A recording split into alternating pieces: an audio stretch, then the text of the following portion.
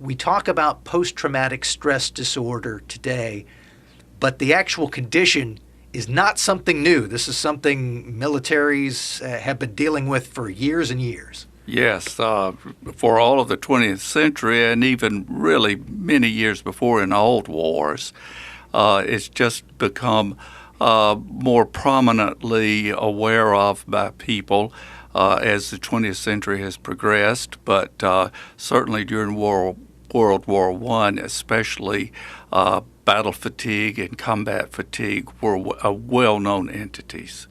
I understand that perhaps one of the terms that people might be familiar with, I'm not sure it's exactly the same, but shell shock? Are we talking about shell shock? Oh, yes. There are a number of terms, and shell shock was certainly used during World War I and World War II. Actually, the term PTSD was not defined as an entity until 1980.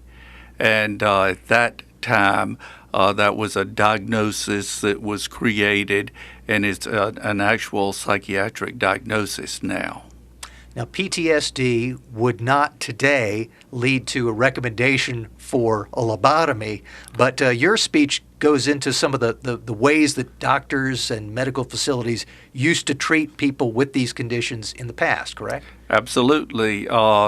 It's interesting that during and after World War II, there were more casualties that our country faced as a result of mental problems than really medical issues. In fact, over 1 million casualties.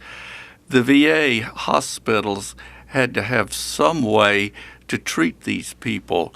There were no medications that were effective. The only treatment before had been electroshock therapy, which really was not helpful.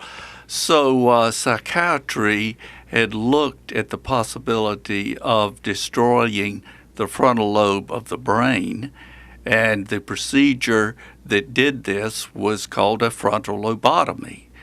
Thousands of lobotomies were done in an attempt to treat and cure combat fatigue, all sorts of anxiety, neuroses, psychoses as a result of the horrendous battle trauma that these soldiers faced.